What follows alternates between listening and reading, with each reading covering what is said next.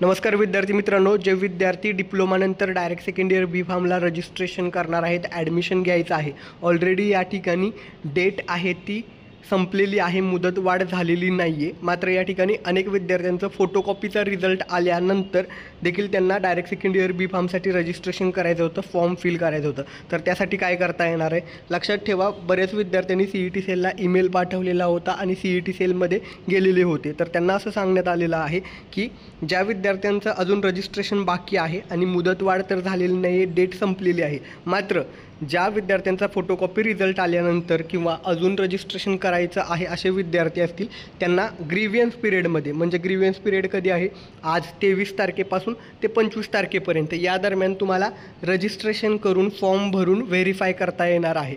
मी तुम्हाला सजेस्ट करेल, E scrutiny हा ऑप्शन निवडू नका, फिजिकल स्क्रुटिनी करा. जवळ जे कॉलेज असेल तिथं जाऊन डिरेक्टली फॉर्म व्हेरीफाय करा. अजूनही तुमच्याजवळ काही डॉक्युमेंट नसतील, डॉक्युमेंट मिळालेले नसतील, तर ई स्क्रुटिनी निवडा. अदरवाईज फिजिकल स्क्रुटिनी करून जवळच्या कॉलेजमध्ये जाऊन फॉर्म व्हेरीफाय करा. आता CET सेलनं सांगितलेलं आहे की 23 ते 25च्या दरम्यान ज्यांचं रजिस्ट्रेशन बाकी होतं त्यांना रजिस्ट्रेशन करता येणार आहे. मात्र या ठिकाणी तुम्ही CET सेलच्या वेबसाईटवरती या, अंडर ग्रॅज्युएट टेक्निकल एज्युकेशनमध्ये डायरेक्ट सेकंड इयर बी फार्मवरती जा. इथे गेल्यानंतर तुम्हाला रजिस्ट्रेशन केलं असेल तर लॉग इन करा, केलं नसेल तर नवीन रजिस्ट्रेशन करा आणि त्या ठिकाणी फॉर्म भरता येतोय का पहा.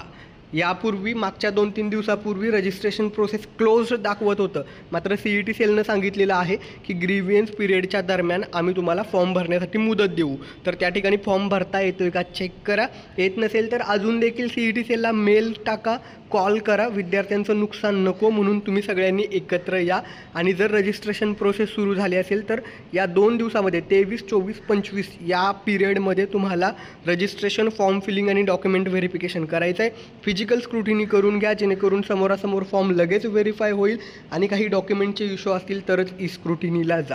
ठीक आहे, हे महत्त्वाचं अपडेट आहे. विद्यार्थ्यांचं नुकसान नको. फोटोकॉपीचा रिझल्ट उशिरा आलेला आहे आणि आता ही प्रोसेस एक्सटेंड होणार नाही आहे. प्रोव्हिजनल मेरिट लिस्ट आलेली आहे.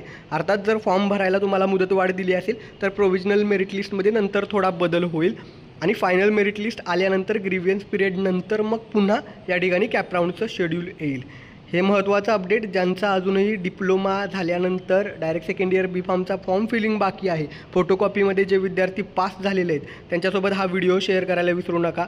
आणि फॉर्म कसा भरायचा तर लक्षात ठेवा, इथे या, यानंतर कॅन्डिडेट लॉग इन करा. जर ऑलरेडी रजिस्टर केलं असेल, रजिस्ट्रेशन केलं नसेल तर कॅन्डिडेट रजिस्ट्रेशन करून फॉर्म भरता येतोय का चेक करा, फॉर्म भरा, व्हेरीफाय करून घ्या. फॉर्म भरण्याची टॅब अजूनही सुरू झाली नसेल तर 1-2 तास वेट करा आणि सुरू होत नसेल लवकर तर मग CET सेलला मेल करा. थँक्यू.